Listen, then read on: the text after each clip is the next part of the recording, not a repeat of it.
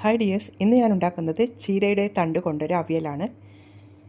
കൂടുതൽ ആയിട്ട് ചീരത്തണ്ടാണ് എടുക്കുന്നത്. ഒരു പാൻ അടുപ്പിൽ വെച്ചു അതിൽ ആവശ്യത്തിന് വെളിച്ചെണ്ണ ഒഴിച്ച ശേഷം ഇതുപോലെ കഷ്ണങ്ങളാക്കിയ ചീരത്തണ്ട് എടുത്തിട്ടുണ്ട്. കൂടെ ഇത്തിരി ക്യാരറ്റ്, ഇത്തിരി ചേന, ഇത്തിരി ഏത്തക്ക കഷ്ണം, കുറച്ച് ബീൻസ്, എത്രയാണോ വെജിറ്റബിൾസ് ഉള്ളത് അതൊക്കെ ഇതിൽ ആഡ് ചെയ്യാവുന്നതാണ്. ഞാൻ ഇത്രയും മാത്രമേ എടുക്കുന്നുള്ളൂ. ഇനി ഇതിലേക്ക് ആവശ്യത്തിന് ഉപ്പും മഞ്ഞൾപ്പൊടി, ചെറിയ ചൂടുവെള്ളം ഒക്കെ ആഡ് ചെയ്ത് നന്നായി ഒന്ന് വേവിച്ചെടുക്കുകയാണ്. ചെറിയ തീയിലാണ് ഞാൻ വേവിച്ചെടുക്കുന്നത്. അതിനുശേഷം ഒരു മിക്സിയുടെ ജാർ എടുത്ത് അതിൽ ആവശ്യത്തിന് തേങ്ങാക്കൊത്തും, കുറച്ച് വെളുത്തുള്ളി, കുറച്ച് കാന്താരി, കുറച്ച് കറിവേപ്പില എല്ലാം കൂടി ഇതുപോലെ ഒന്ന് നന്നായി ക്രഷ് ചെയ്തെടുത്തിട്ടുണ്ട്.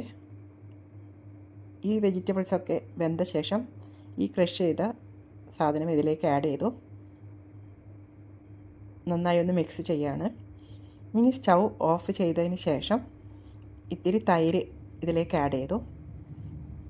ഇനി ആവശ്യത്തിന് കറിവേപ്പിലയും കുറച്ച് വെളിച്ചെണ്ണയും കൂടി ഒഴിക്കുകയാണ്.